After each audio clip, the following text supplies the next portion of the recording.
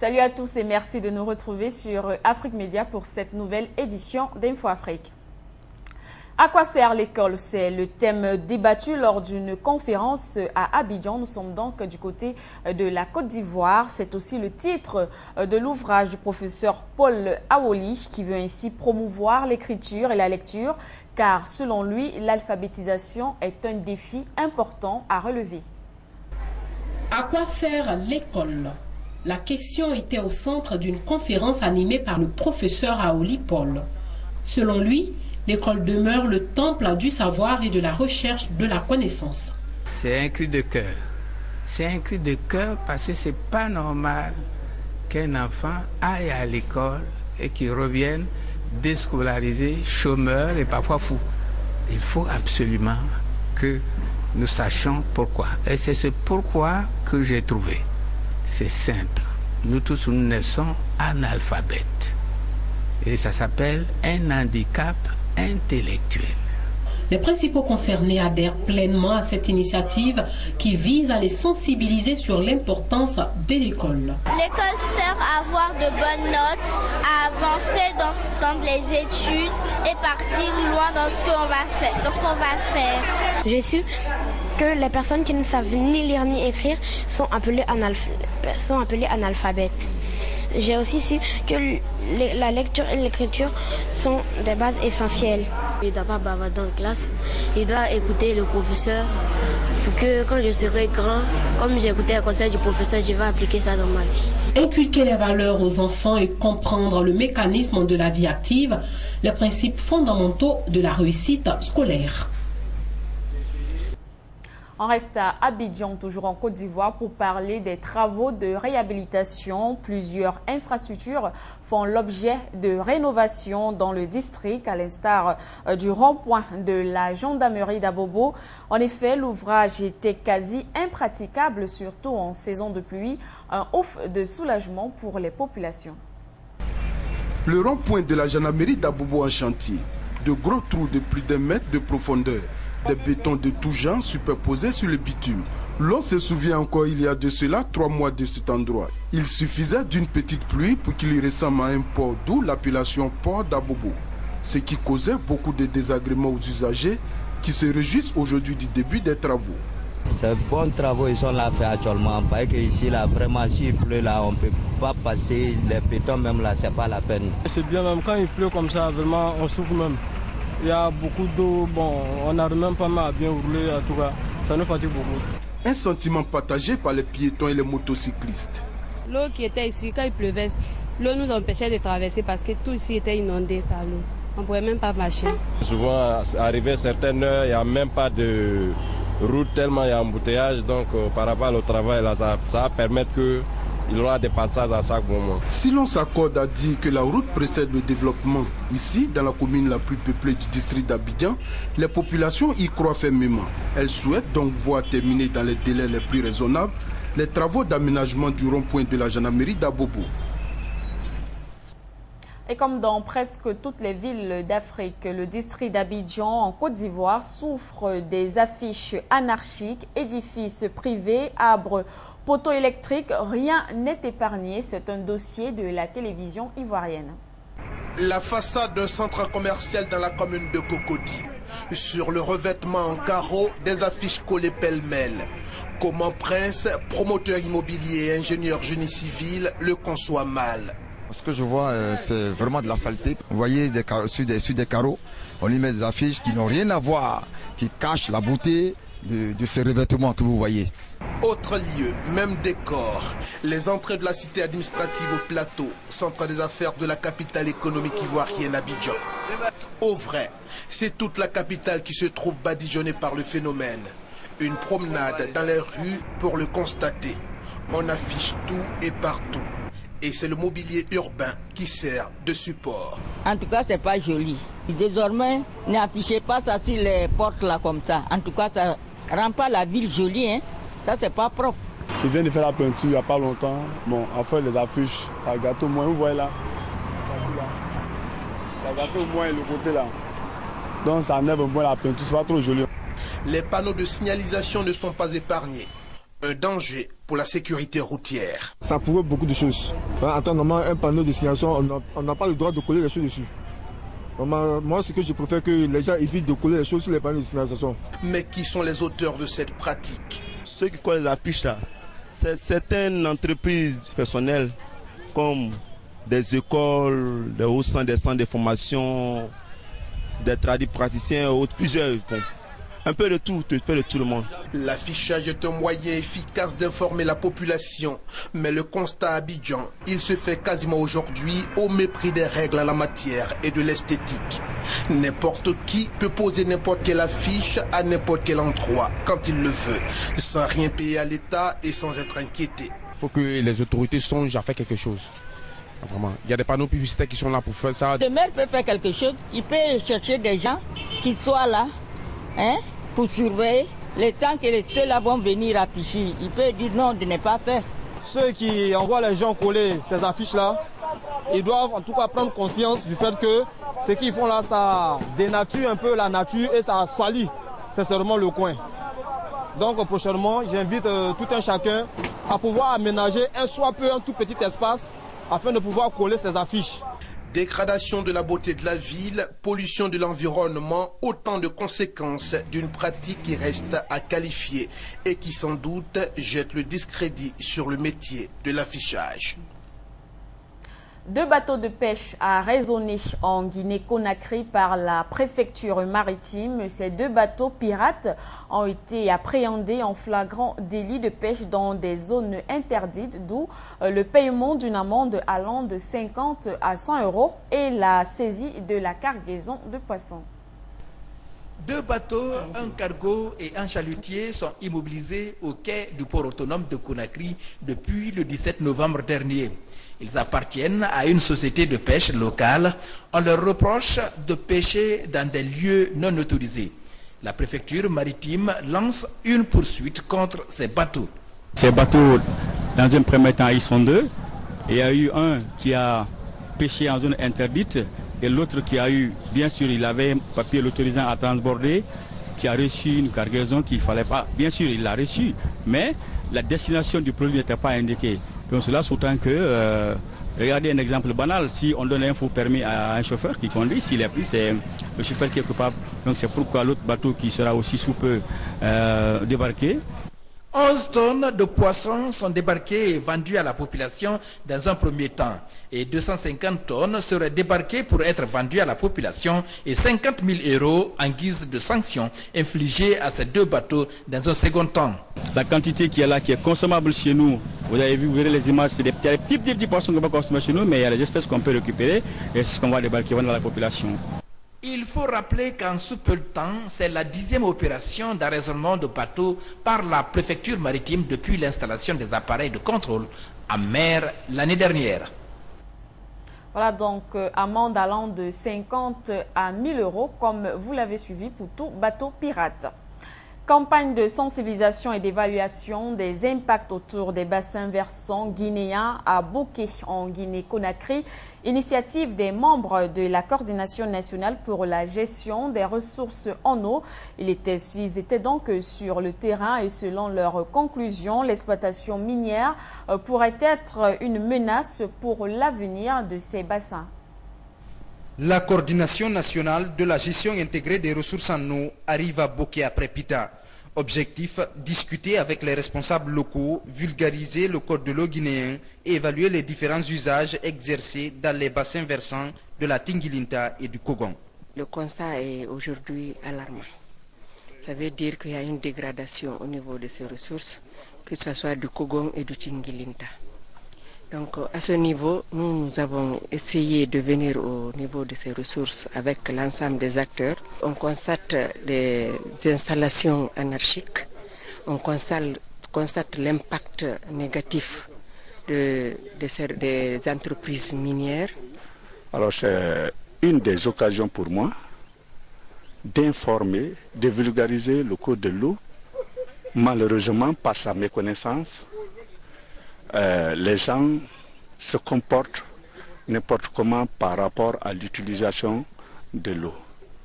Boké est une zone à forte activité minière.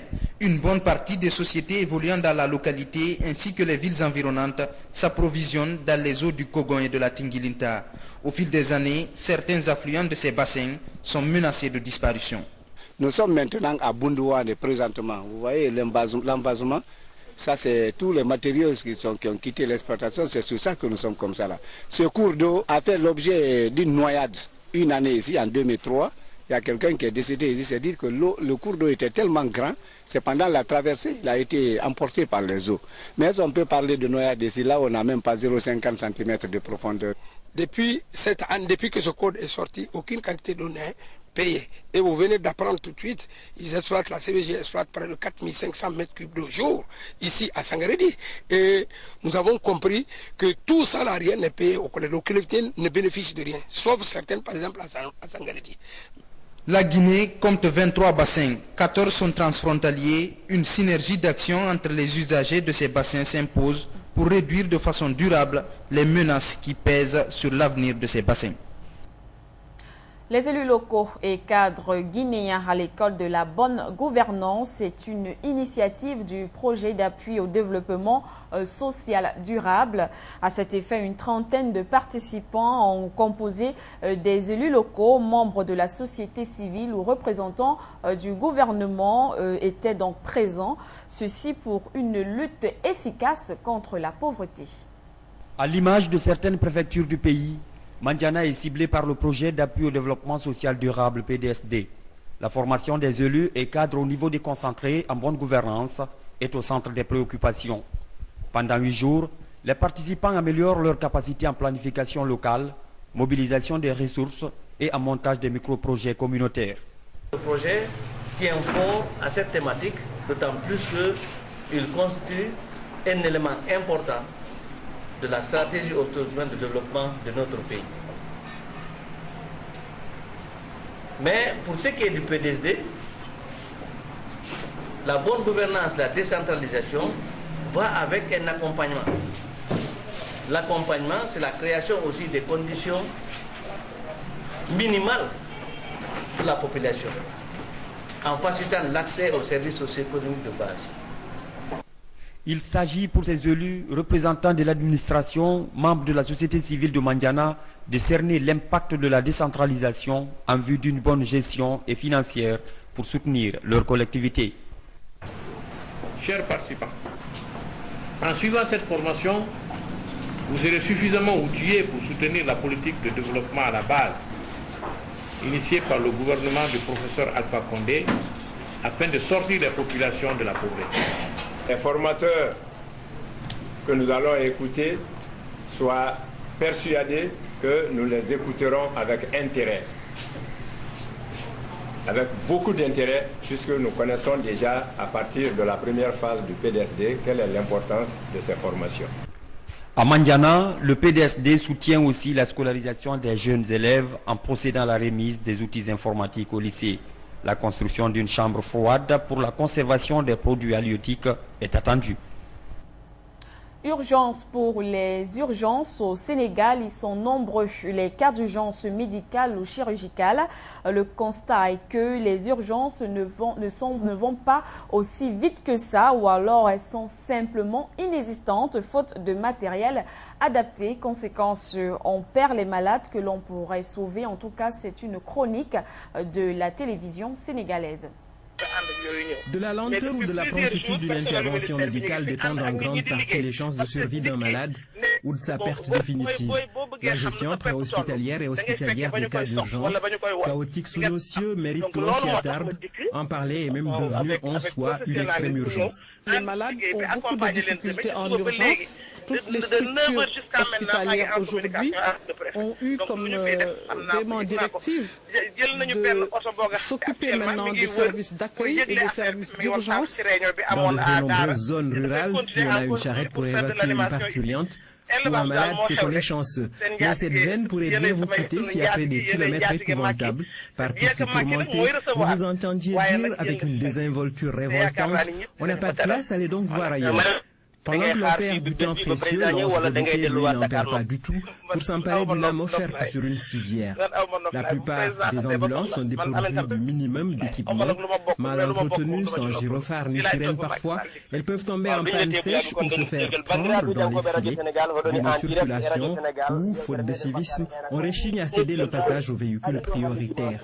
Ce tableau, peu onirique et pas satirique de la prise en charge en amont, reçoit sa dernière touche noire et plus écœurante encore en aval, une fois à l'hôpital des Belles Espérances. Presque l'extrême onction. Un service d'urgence est avant tout la diligence. La rapidité d'un personnel qualifié, n'importe qui ne pouvant pas s'ériger en urgentiste. Faire face aux urgences suppose détenir le savoir, les instruments et les médicaments nécessaires pour une action immédiate, sans délai, dans différentes situations. Dans de nombreux cas pathologiques, chaque seconde perdue hypothèque les chances du malheureux et engage dangereusement le pronostic vital. L'ouverture des services d'urgence accueillants, apaisants, fonctionnels et aux normes est un impératif du système national de santé pour reculer cette échéance inévitable qui met un terme à la dure condition humaine. L'urgence est donc aux urgences pour obturer le boulevard qui les relie à la morgue. Là, le chariot est rapide, et une fois, c'est vite fait, expéditif même. Toujours en santé, lutte contre le diabète au Sénégal, la presse s'engage dans cette bataille. À cet effet, elle a organisé une journée de dépistage et de sensibilisation sur la pathologie. Considéré comme un problème de santé publique par l'Organisation mondiale de la santé, le diabète gagne de plus en plus du terrain. Nous avons constaté que les presses payent un lourd tribut dans la prise en charge du diabète. Le diabète augmente avec l'avancée en âge. Et je peux dire qu'au niveau du santé médico-social, après les maladies cardiovasculaires, le diabète vient en seconde ligne pour la prise en charge. Son impact sur notre économie, que ce soit l'économie des ménages, l'économie sur le budget national, c'est devenu extrêmement élevé. Aujourd'hui, il va falloir alors mettre l'accent sur la prévention. D'abord par la sensibilisation sur la pathologie, une communication pour un changement de comportement et des mesures d'hygiène et d'alimentation à adopter. Et de façon globale, nous constatons ici au Sénégal qu'il y a des modifications des habitudes de vie à un certain âge, surtout après la retraite, ça devient la sédentarité, alors qu'à l'âge de l'activité, il y avait des efforts physiques qui étaient soutenus. Donc ça, c'est des facteurs qui favorisent sa survenue. Donc c'est quelque chose auquel il faut remédier. Il faudrait pouvoir se réinvestir dans une activité physique, ne serait-ce qu'alors s'astreindre à la marche pour ne pas quitter la vie active et aller vers la sédentarité tout de suite après la retraite. Il y a l'hygiène de vie habituelle qui permettrait déjà de prévenir cette maladie à la base avant qu'on ne devienne diabétique, qui est une alimentation relativement saine, mais surtout donc pour laquelle on va éviter les matières grasses, certes salées, mais aussi et surtout par rapport au diabète, ce qui amènerait un peu trop d'aliments sucrés. Une affection qui n'est pas banale. L'OMS parle d'épidémie du diabète, c'est-à-dire que le nombre de cas de diabète dans la population va en croissant d'une façon trop élevée. À côté de ces mesures, il y a le dépistage. Non diagnostiqué très tôt ou mal contrôlé, le diabète détériore les organes vitaux de l'individu. Donc, le diabète, c'est le poison qui fait mourir lentement, mais sûrement. Le diabète peut être difficile et a un impact au quotidien sur la vie de 366 millions de personnes vivant avec la maladie dans le monde, ainsi que leurs familles.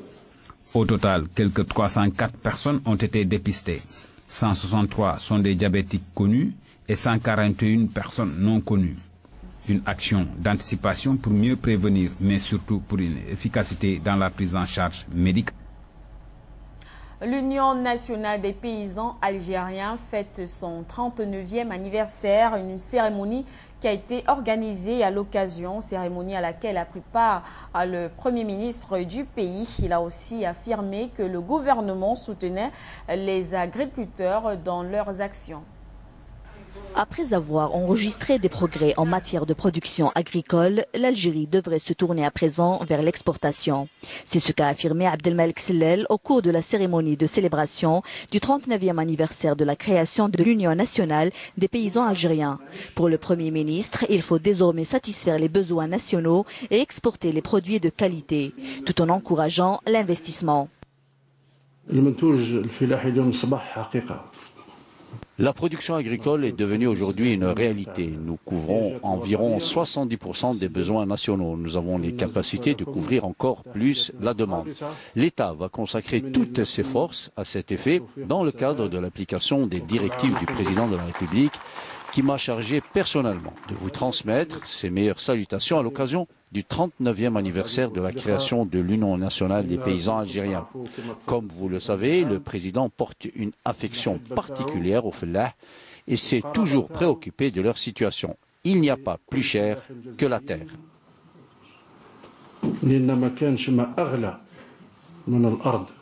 Les producteurs de pommes de terre seront les premiers à bénéficier de l'aide de l'État suite aux pertes essuyées durant la dernière campagne.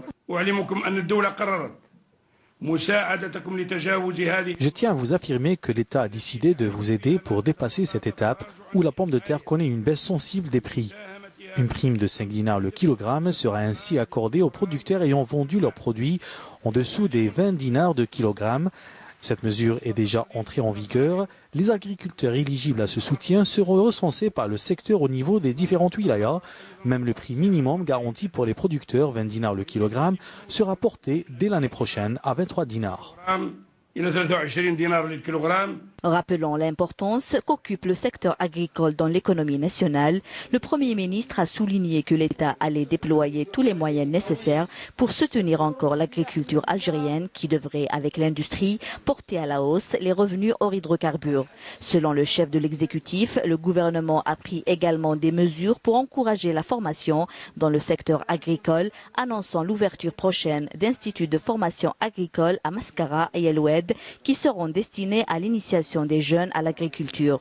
Le président de la République, Abdelaziz Bouteflika, a été honoré à la fin de la cérémonie par l'Union nationale des paysans algériens. Des ossements humains découverts dans une fosse commune par un berger dans la région de Hamgala, des victimes des Sahraouites. Selon des scientifiques, elles ont été exécutées par les membres de l'armée marocaine pendant l'invasion du Sahara en 1976. قطعنا عن غدوات مغربية جاءت يوم 12 في شهر 2 1976. Les forces de l'armée marocaine sont arrivées le 12 février 1976. Ils ont pris 8 civils et ils les ont soumis à un interrogatoire musclé. Puis ils les ont exécutés. Après le témoignage poignant de ce rescapé et des ossements humains retrouvés dans des fosses communes par un berger dans la région d'Amgala, une équipe de recherche de l'Université du Pays Basque en Espagne a expertisé ces ossements et ont conclu que les victimes retrouvées seraient toutes des Sahraouis disparus pendant l'invasion marocaine du Sahara occidental en 1976. En effet, les médecins légistes espagnols ont pu reconstituer l'histoire tragique de ces Sahraouis. Les résultats de l'enquête médico-légale et les indices retrouvés sur les lieux prouvent que les victimes ont été tuées par balle, ce qui corrobore les témoignages d'un rescapé qui a été incarcéré par les forces de l'armée marocaine et non mort dans une caserne à Samara, comme l'a soutenu le Conseil consultatif des droits de l'homme marocain. Après les résultats de l'enquête des experts, les restes des ossements des victimes ont été remis à leurs proches pour les enterrer dignement, en présence d'organisations internationales des droits de l'homme et une délégation de la MINURSO. Des religieux ont tenu à marquer de leur présence cet enterrement et offrir une sépulture honorable à tous ces morts, dont des enfants. Hygiène en milieu scolaire au Tchad, c'est le thème d'une conférence débat animée le week-end dernier au lycée-collège évangélique par l'association tchadienne de santé publique. Plus de précisions avec justement la télévision tchadienne. Dans l'accomplissement de sa mission de promotion de la santé de la population, l'association tchadienne de santé publique, ATSP, a choisi d'orienter la première action de la série qu'elle entreprend vers les élèves. C'est une conférence débat interactive axée sur l'hygiène en milieu scolaire qui sert de tremplin à cette activité dont le bien fondé est d'amener les élèves à changer de comportement. Au-delà des élèves, c'est un travail titanesque qui doit être exécuté au niveau national, a insisté le secrétaire général de l'association tchadienne de santé publique. Absence de points d'eau potable, salle de classe et cours très sales, manque criard de latrines et de toilettes qui sont de surcroît très mal entretenus et vente d'aliments dans des conditions peu hygiéniques Voilà le sombre tableau qu'il convient de dresser. Pour le conférencier Dimas D. Mbaïtoloum, un environnement malsain est source de plusieurs maladies. Avoir les mains propres dans plusieurs situations du vécu humain constitue un impératif. Pour éviter les voies de contamination, il y a un système simple qui est mis au point, qui est le lavage des mains au savon. Vous êtes chez vous, à la maison, votre petit frère ou votre soeur a fait les matières fécales, vous devrez le prendre, le nettoyer, et vous aussi. Lorsque vous sortez des toilettes, votre papa, votre grand frère va aux toilettes, sort, il revient, se lave pas les mains, vous allez lui dire, ah, grand frère, papa, maman, vous devez vous laver les mains au savon. Il faut que la fille ou celui qui fait la cuisine se lave les mains au savon avant de commencer sa cuisine. On doit avoir de l'eau, du savon pour se laver les mains pour tout le monde avant de manger. Selon l'Association tchadienne de santé publique, la mission qui incombe désormais aux élèves est de mettre en pratique au quotidien les enseignements reçus et de les partager au sein de leur famille. Les responsables des établissements scolaires, de leur part, doivent promouvoir le matériel de lavage des mains. Nous sommes arrivés au terme de cette édition d'Info Afrique. Merci de nous avoir suivis. Restez avec nous sur Afrique Média.